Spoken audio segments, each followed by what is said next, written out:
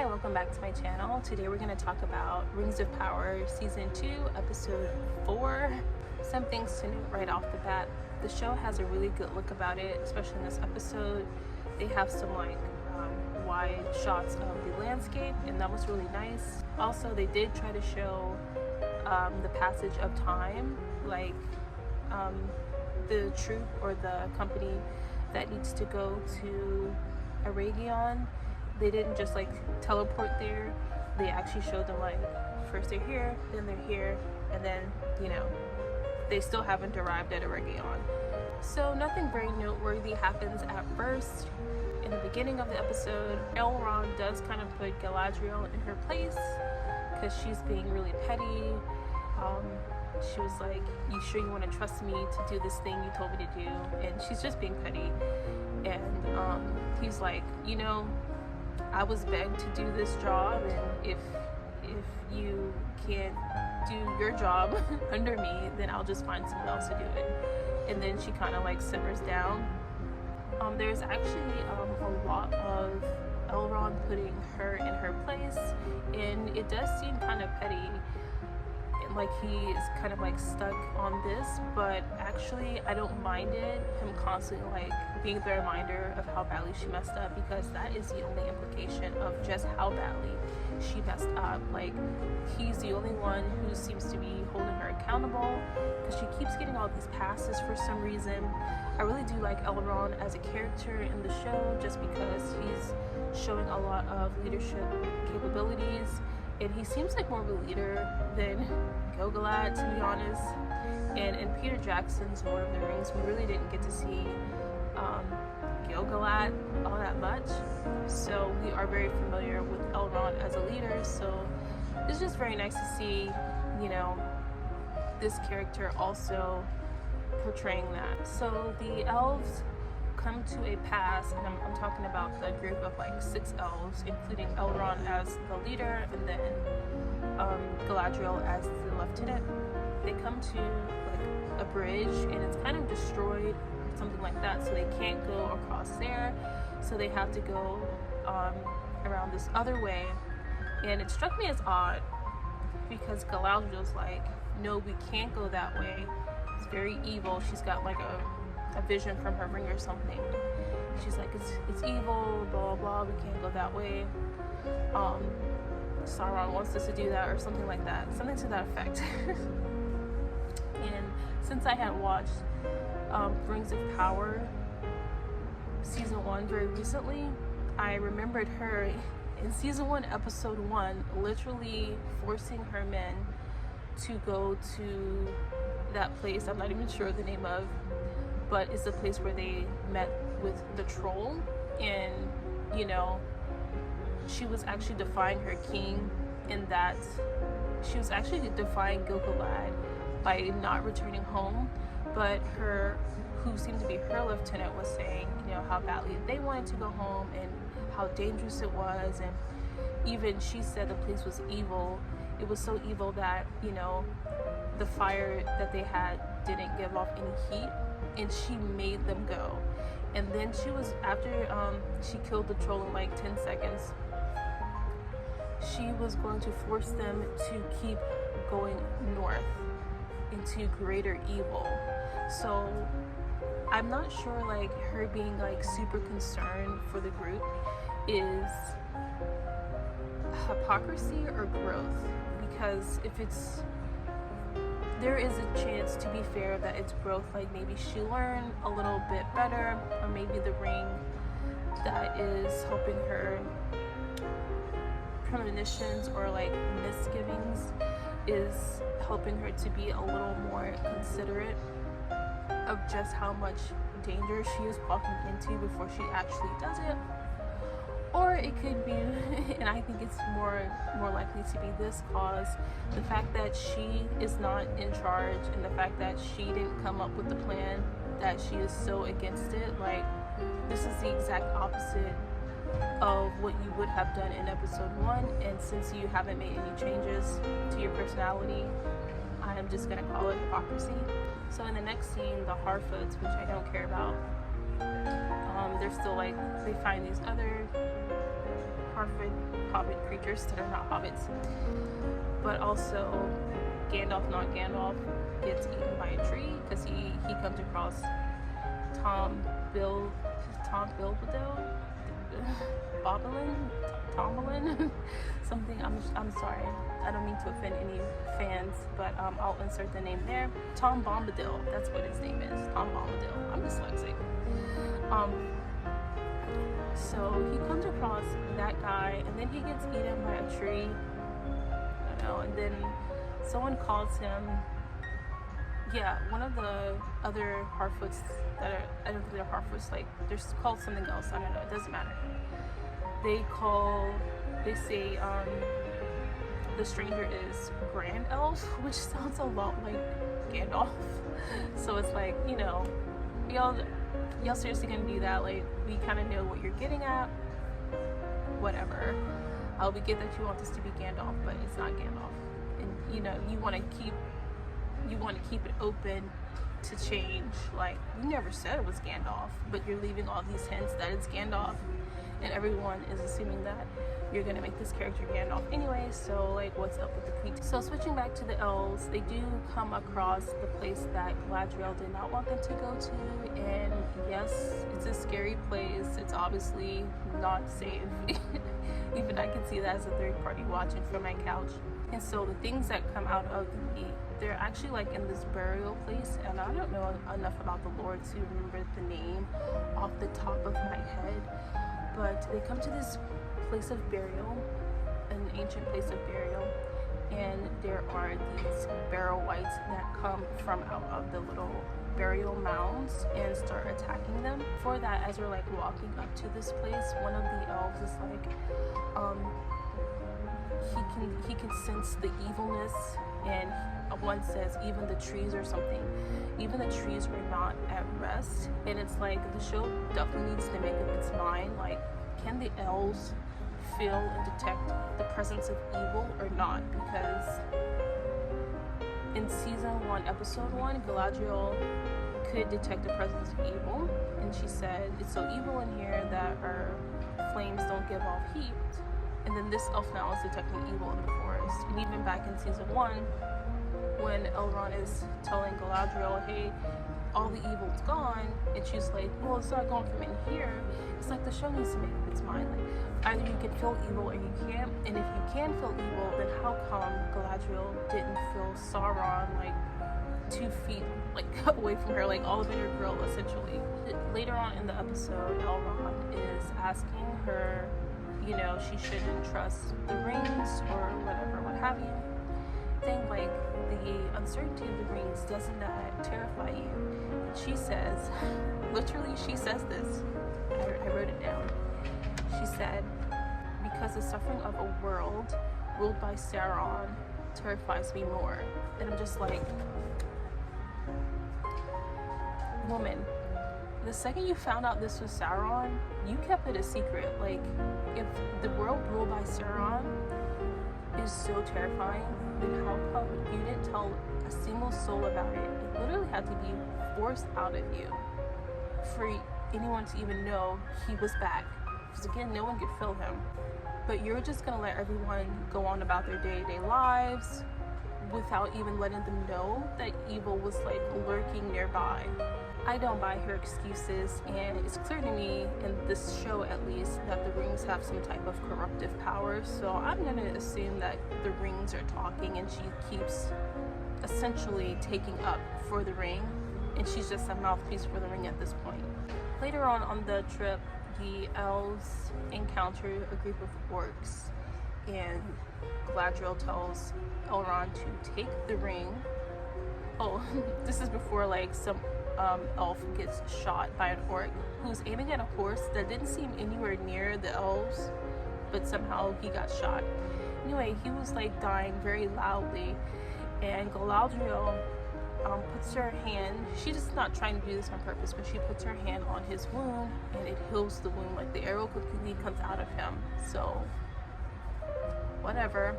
So I guess now these things heal people, and if so, like, do they also, if they heal physical ailments, do they also heal mental illness? because Galadriel seems stressed out, and a lot of people seem stressed out or suffering from anxiety, which is why like some of them go to the land of the Undying to be healed. But if the ring is going to have this healing property, do they now need to go to the land of the Undying to get healed? So yeah, anyway, Galadriel tells Elrond that she's going to stay behind and fight the orcs to cause a distraction, to give them some time to get away. And then she gives Elrond the ring, and she's like, please take it with you, yada yada yada.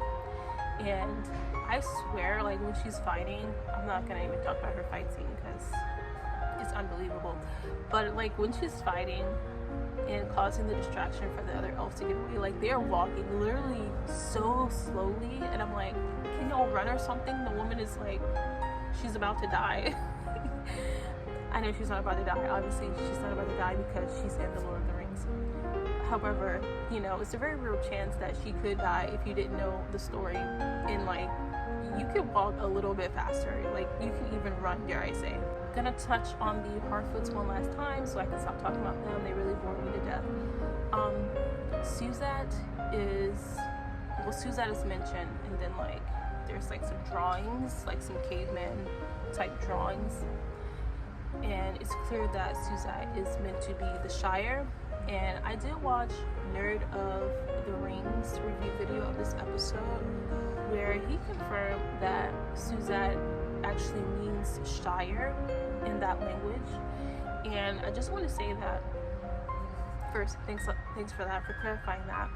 But also, having only watched the movies and not read the books, I could safely say that even if you haven't read the books but you've only watched the movie and then you see the show, you can draw the connection, you can make that connection that Suzat equals Shire. Pretty much the same way you can make the connection that the stranger equals Gandalf, but we're still gonna be gaslit on that for a while longer, it seems. Okay, y'all know my favorite part of the show is Arondir and Isildur. So Arondir is Isildur and Estrid go off to look for Theo, but I don't even know why they took Estrid, to be very honest. Earlier in the show, she literally is found out to be from the people who work for Morgoth or Sauron or whatever, because she had the mark on her and she burned it off in the last episode. But nothing gets past Arondir. He suspects her, like, based on some advice she was given to the group, you know, telling them to go north. And when he confronts her about it, she throws a vase at him and tries to run. Like, my girl, why would you attack this man? My girl, you silly goose. Why did you even try? You should have just dropped to your knees and begged for them not to kill you. Because of course he catches her. And then, anyways, she's in shackles. They bring her with them in shackles for some reason, even though it seems like that would like slow down the progress of actually finding Theo. Anyway, it's a good thing she did come, because there was like this monster in the bog, in the swamp or whatever. By the way, the Bear Whites were creepy. I just want to say that they were actually scary. I was like, oh, what is this? But I'm also easily scared. But they did it. I felt the show did a good job with the Bear Whites, and I actually felt like the show did a good job with the swamp monster. I'm not sure what it was, but to me it was sufficiently creepy and scary. So anyways, Isildur falls into the swamp and he can't get out, and Arondir is trying to help him, and he's pulled under right along with Isildur. And so Estrid, she goes and finds a branch. She brings the branch back, sticks it in the ground, and she pulls up. What comes out of the ground is the swamp monster. And the thing is, like, she doesn't scream. Like, I don't remember her screaming, and I'm like, something that's scary, I am going to expect a scream to come out of your mouth. And so after that happens, Arondir cuts them out of the stomach of the creature, because they had just gotten eaten, essentially. So the only problem I had with this scene was the reaction afterwards.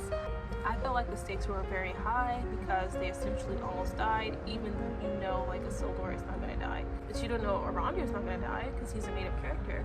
I feel like the reaction of them after coming out of the stomach of the creature, like they were kind of like laughing about it. It was like, oh, we almost just got eaten. And I'm like, my dude, I need you to act like you were a little bit traumatized by just being in the belly of some creature. Not to mention, like, you, before that, I thought it was like just quicksand, and that's scary and traumatizing on its own. But the fact that you almost just literally died and you're not traumatized at all, you're just gonna laugh about it, it kind of, it doesn't heighten the stakes. It makes it seem like what just happened is less important, if that makes any sense. So we are introduced to the Ents from the Entwives. I'm not sure, I'm not lured up enough to know. But they're basically the tree people, or the trees that are like personified. They can move around, they have eyes and mouths and everything. And so they get it, oh, because this thing, Estrid, tries to escape, and she's like all enticing Isildur and everything. And it's just a trick. It's just a trick. She just wants Isildur's sword, and like she pulls it on him, and then Arondir from across the way, he pulls his bow, and I'm like, shoot her, because I want her to die at this point. I know I shipped them like Isildur. I made a whole name for them, and then she betrays our trust like this. Not cool. I'm just like, shoot her. She's dead to me. I don't care. Then he realizes the Ents are like, they don't like people carrying weapons. So he's like, Esther, no, for real, I need you to put down a sword.